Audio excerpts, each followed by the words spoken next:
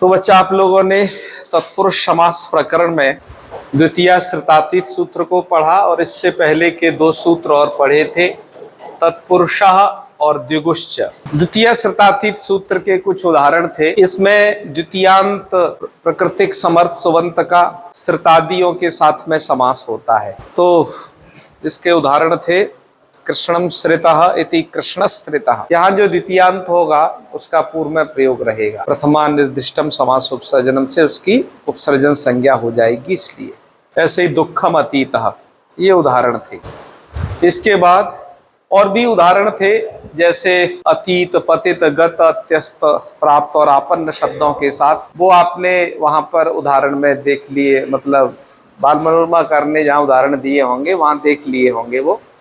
इसके बाद इसमें एक वार्तिक भी पढ़ा गया, गम्यादि नाम उपसंख्यानम, जिसके ग्रामम गमी इति ग्राम गमी, अन्नम भुभुक्षु इति अन्न भुभुक्षु, इस प्रकार के उदाहरण थे। गम्यादि नाम में आदि पद से क्या लिया जाए, एक बहुधा प्रश्न होता है, क्योंकि ये कोई गण नहीं है, ना गण रूप में निर्दिष्ट किया गया है। ये आदि शब्द यहाँ पर प्रकारवाची है, अर्थात इस प्रकार का समास विधान जहाँ पर देखे, ग्रामगमी अन्नम बुभुक्षु जैसा, अन्न बुभुक्षु जैसा, तो उसे जो है यहाँ के आदि पद से उसका ग्रहण किया जा सकता है, इसलिए यहाँ पर आदि पद दिया गया है। एक तो ये उदाहरण आपने पढ़ लिए थे। अब आइए इससे आगे स्वयं कितेन, इसको पढ़ते हैं। इस सूत्र में दो पद हैं, स्वयं और कितेन। स्वयं इति अव्यय पदम अस्ति, कितेन इति तृतीयांतम अस्ति। तो सूत्रार्थ एवं भवति स्वयं इत्यव्ययस्य कितान्त प्रकृतिक समर्थ सुबन्तेन सह समासः भवति। कितेन इत्युक्ते कितान्त प्रकृतिक समर्थ सुबन्ते। कहा कि द्वितीय की अनुवृत्ति होगी कि नहीं इस सूत्र में, क्योंकि द्वितीय श्रुतातीत पहला सूत्र है, इसके बाद इसमें द्वितीय आएगी या नहीं। तो कह रहे हैं अयोग्यत्वात् नहीं आ पाएगी। क्यों? क्योंकि जो स्वयं है ये अव्यय है, ठीक है। अव्यय यदि हम द्वितीय लाते हैं तो कदाचित हमें ऐसा अर्थ करना पड़ सकता है कि स्वयं इस द्वितीयांत का, अव्यय में तो योग्यता नहीं होती विभक्ति को धारण करने की, हम उसे द्वितीयांत के साथ कैसे जोड़ सकते हैं। इसलिए यहाँ पर द्वितीय श्रुतातीत सूत्र द्वारा द्वितीय की अनुवृत्ति नहीं आती। अतः मूलकार लिख रहे हैं द्वितीय इति न संबध्यते तस्मात् कारणात् अयोग्यत्वात्। स्वयं इति अव्यय पदम अस्ति, अव्यय पदेषु विभक्ति विधानम न भवति अपितु विभक्तेः लुक् भवति, अतः अयोग्यत्वात् अत्र द्वितीय न संबध्यते। इसमें नहीं संबद्ध हो पाएगी द्वितीय। इसका मतलब यह है कि आगे संबद्ध होती रहेगी, नहीं तो होता क्या है, अनुवृत्ति एक बार जहाँ खंडित हो गई, रुक गई, गंगा जल धारा की तरह, जहाँ रुक गई फिर आगे नहीं चलती। ठीक है, यहाँ बता इसलिए रहे हैं कि यहाँ पर द्वितीय आएगी, द्वितीय पद का अनुवर्तन होगा, पर उसका अयोग्यत्वात् संबंध नहीं हो पाएगा, जिससे क्या है कि आगे के सूत्रों में द्वितीयांत पद जाएगा। इसलिए खट्वाक्षेपे जैसे सूत्र में आप द्वितीयांतम देख रहे हो, इसलिए बात बताना जरूरी था। चलिए तो अब रूप बना लेते हैं। बाल मनोरमा है, लाओ दीजिए।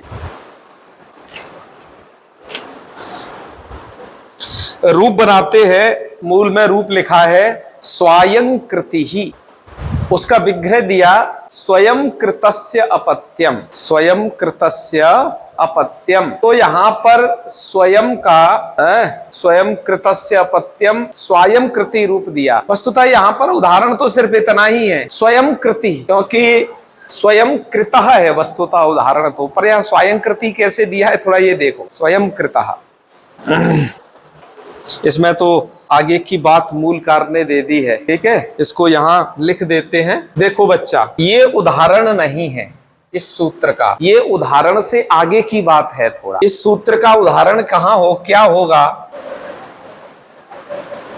जहां पर ये स्वयं नाम का अव्यय है, स्वयं का कितांत के साथ में समास होगा। ठीक है, कितांत मतलब एक आगे है कृत शब्द, क्री धातु से किता प्रत्यय करने पर बन जाता है, तो ये रूप बन गया स्वयं कृतः। और स्वयं का कृत सु कहो, क्योंकि अलौकिक विग्रह अवस्था में समास विधान करते हैं, तो स्वयं कृत सु। यहाँ पर स्वयं ये प्रथमा विभक्ति से निर्दिष्ट है इस सूत्र द्वारा समास होगा, समासत्वात् प्रातिपदिक संज्ञा विभक्ति लोप होकर के स्थिति बन जाएगी स्वयं कृतः। क्या बन जाएगा बच्चा? ये उदाहरण है इसका वस्तुतः। प्रश्न किया किसी ने, अरे भाई ये आपने स्वयं कृतः समास किया है, समास में तो विभक्ति लुक होता है ये सब, और स्वयं अव्यय के साथ समास करने वाली अवस्था और न करने वाली अवस्था में तो कुछ अंतर नहीं पता चल रहा है। क्योंकि समास नहीं कर रहे हैं तो स्वयं कृतः, तब थोड़ा उसे तुम अलग अलग लिखोगे, स्वयं कृतः। समास करने पर ऐसे मिला के ही लिख रहे हो स्वयं कृतः, तो यहाँ कुछ अंतर तो नहीं पता चल रहा है उच्चारण संबंधी। ठीक है, तो यहाँ समास का कुछ फल है क्या समास करने का? तो उसके लिए बता रहे हैं हाँ फल है। क्या? स्वयं कृति बनाना ये फल है। क्या कैसे?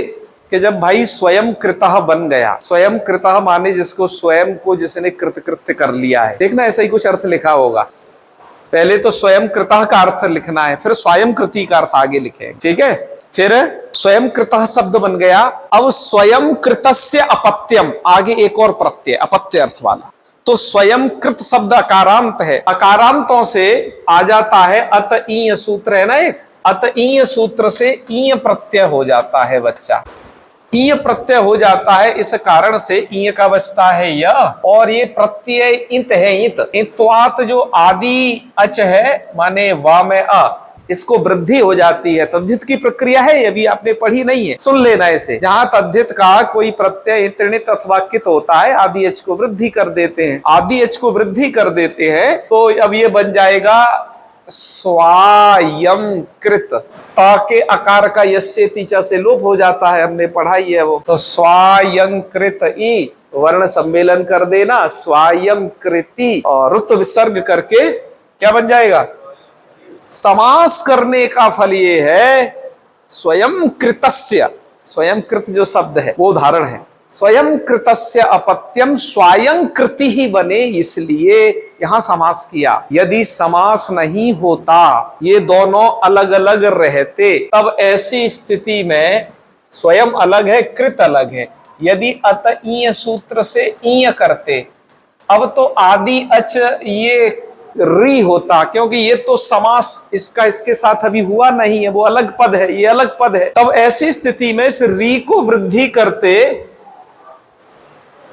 री को वृद्धि आर होती तो कार होती, और ये ता में मैंने इससे तीचा लगा दिया है, उसे अलग कर दिया, और ये मिलाओ तो रूप बनता क्या? श्रुत्व विसर्ग करके कार्ती, स्वयं जोड़ दो, स्वयं कार्ती यह रूप बनेगा। समास नहीं होने पर स्वयं कार्ती, और समास होने पर स्वयं कृति ही, स्वयं कृति बने, इस कारण से स्वयं के साथ में कितांत का समास विधान किया गया। बच्चा बात समझ में आई क्या नहीं? इस सभी बात को मैंने भी कहा ना बाल मनोरमा लाइए, उसमें से लिख दिया गया है कि स्वयं कृतस्य अपत्यम इत्यर्थे अत ईय इति स्वयं कृत शब्दात् षष्ठ्यन्तादि तद्धितान्त प्रातिपदिकावयत्वात् शुभलुकी यस्य तीच इति अकार लोपे आदि वृद्धौ स्वयं कृति समासा भावेतु कृत शब्दस्यैव षष्ठ्यन्तत्वात् ततः ईय ऋकारस्य आदि वृद्धौ रपरत्वे स्वयं कार्ति इत्येव स्याद इति भावः, ऐसा रूप बनता। ठीक है, वस्तु तस्तु वाला अलग मत है, उसे हम नहीं पढ़ रहे हैं, और जितना मूल से संबद्ध है उतना हमने आपको बता दिया। इस बात को जान गए बच्चा? चल आगे बढ़ जाते हैं। अब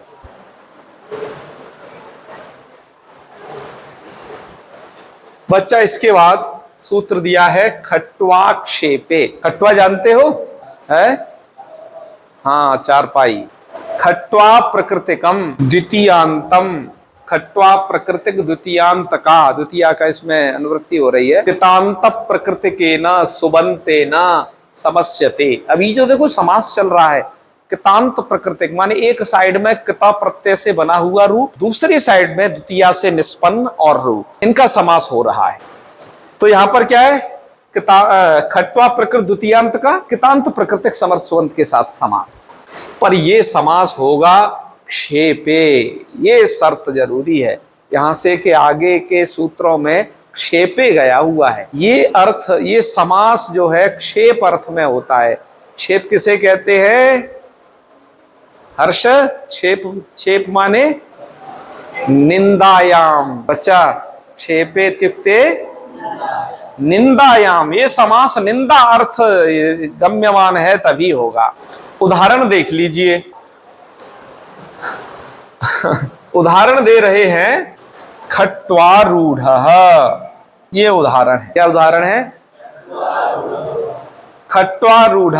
एक साइड में तो द्वितीयांत, खट्वा प्राकृतिक द्वितीयांत होना चाहिए, तो ये हो गया तुम्हारा खट्वा अम। दूसरी साइड में कितांत प्राकृतिक होना चाहिए, माने किता प्रत्यय से बना हुआ शब्द, तो ये है आपका आरूढ़ सु। आरूढ़ शब्द है, आंग उपसर्ग पूर्वक रूह धातु से किता प्रत्यय करने पर आरूढ़ बनता है किता में। ठीक है क्या बच्चा?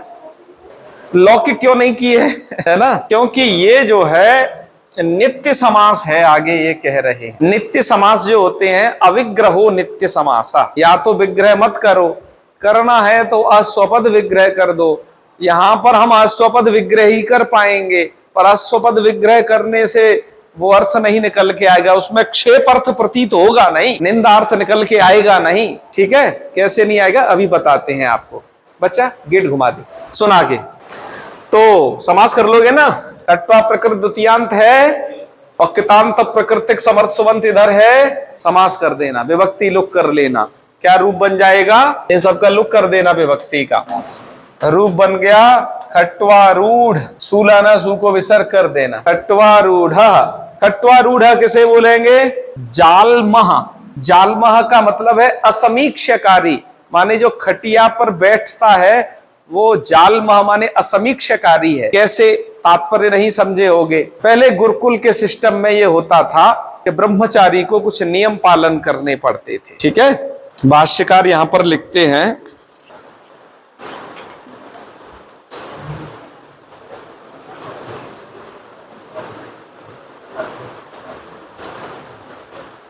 कि अधीत्य स्नात्वा गुरु अनुज्ञातेन खट्वा आरूढ़भ्या।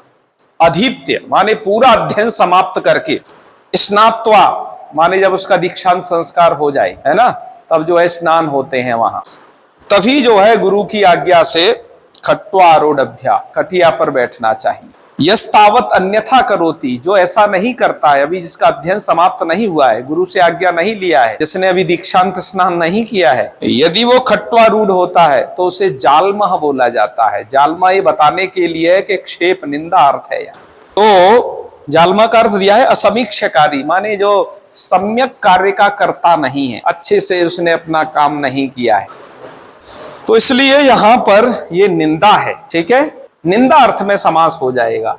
कहा कि यदि हम ऐसा कर दें तो खट्वाम आरूढ़, खटिया पर बैठा हुआ, तो कह रहे हैं नहीं, वाक्य न निंदा गम्यते, वाक्य से निंदा नहीं प्रतीत होती है, क्योंकि खट्वाम आरूढ़ है ये तो गृहस्थों के लिए प्रयोग किया जा सकता है, जो अधीत्य और जो है स्नान करके जो अब पढ़ के अब चले गए गृहस्थाश्रम के लिए, तो उनके लिए खट्वाम आरूढ़ कहोगे कोई दिक्कत नहीं। लेकिन जब आप समस्त पद प्रयोग करोगे तो वो होगा ऐसे ब्रह्मचारी के लिए जिसका भी अध्ययन समाप्त नहीं है, उसको पर खटिया पर बैठ रहा है तो उसे खट्वारूढ़ बोला जाएगा, वहां विग्रह नहीं है।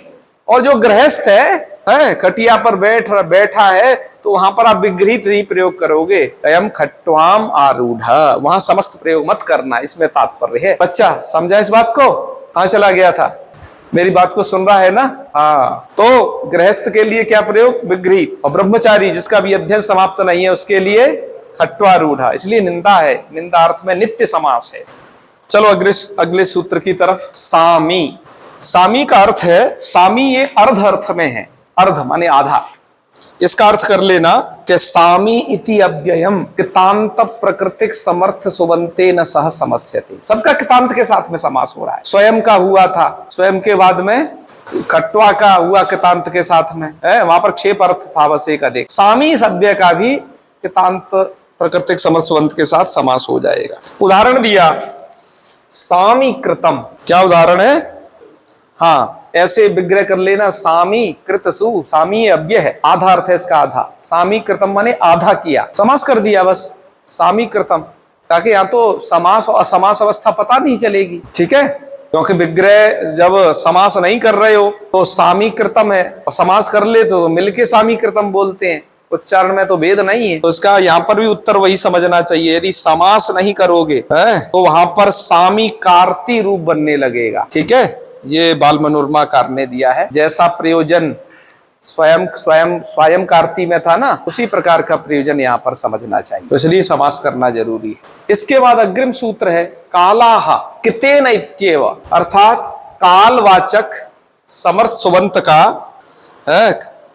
कालवाची, बाल मनोरमाकार लिखे हैं, कालवाची प्रकृतिक द्वितीयांताः, कालवाची प्रकृतिक द्वितीयांत माने काल मतलब समय, समय का वाची द्वितीयांत शब्द होगा, उसका कितांत प्रकृतिक समर्थ सुबंत के साथ में समास होगा। कहा कि ये सूत्र क्यों बना रहे हो, क्योंकि आगे का सूत्र है अत्यंत संयोगे च, उस सूत्र के द्वारा ही समास हो जाएगा कालवाचकों का भी। उन्होंने कहा अत्यंत संयोगे च समास करता है अत्यंत संयोग गम्यमान होने पर, और हमें समास चाहिए जब अत्यंत संयोग न हो तब भी, इसलिए पंक्ति लिख दी अनत्यंत संयोगार्थम वचनम, जब अत्यंत संयोग ना हो उसके लिए ये वचन किया गया है, माने कालाह सूत्र को अलग से बनाया गया है।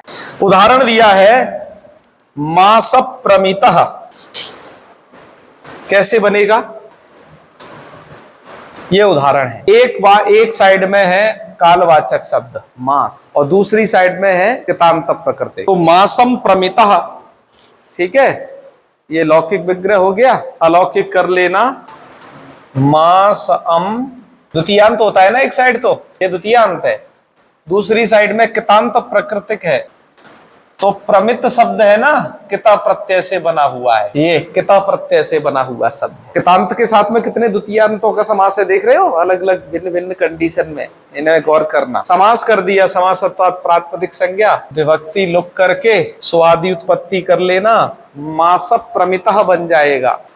मास प्रमितः कौन होता है कि प्रतिपद चंद्र, जो प्रतिपद चंद्र होता है वो मास प्रमितः होता है। कि क्या अर्थ है मास प्रमिता का अर्थ है मासम परिच्छेदुम आरब्धवान, कि जिसने महीने को नापना शुरू कर दिया है। क्या अर्थ दिए हैं देखना, मासम परिच्छेदुम आरब्धवान, बोलना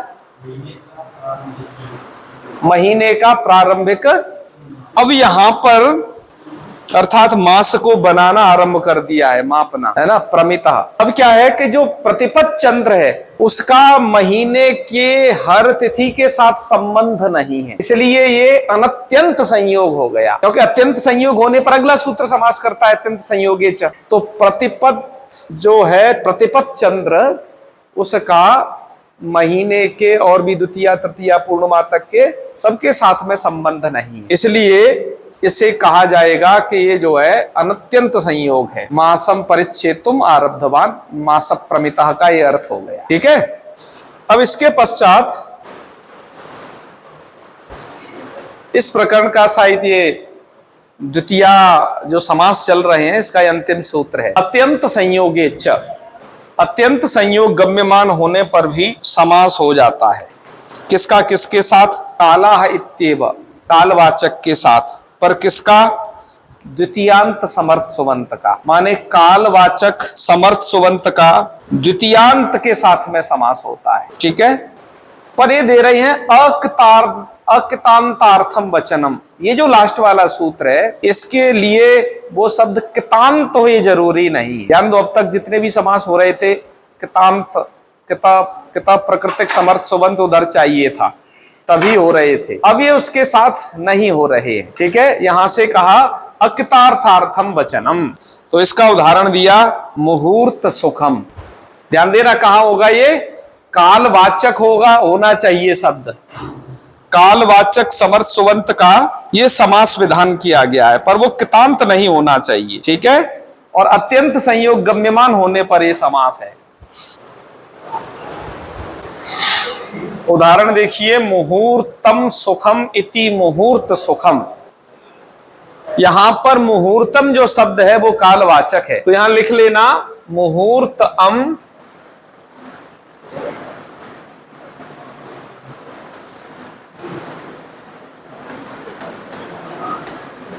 और इसका सुख सु, ये जो सुख शब्द है बच्चा, ये कितांत प्राकृतिक नहीं है, ठीक है। तो काल द्वितीयांत समर्थ कालवाचक का इस सुख के साथ में समास कर दिया। समास संज्ञा दोनों विभक्ति लोप कर लेना, मुहूर्त सुख। और ये शब्द सुखम नपुंसक लिंग है, परवल लिंगम द्वंद्व तत्पुरुषयों के कारण उधर नपुंसक लिंगता हो गई, रूप बन गया क्या, मुहूर्त सुखम। द्वितीयांत का जो समास विधान है वो यहां तक था। आपने द्वितीय शर्तातीत सूत्र को पढ़ा, उसके बाद भिन्न भिन्न कंडीशन में कहाँ कितांत के साथ है, कहाँ किस अव्यय के साथ में, कहाँ किस अर्थ में है, कुछ क्षेप अर्थ में भी हो रहा था, कहाँ कालवाचक के साथ हो रहा था। इतने सारे टाइप आपने इसमें पढ़े।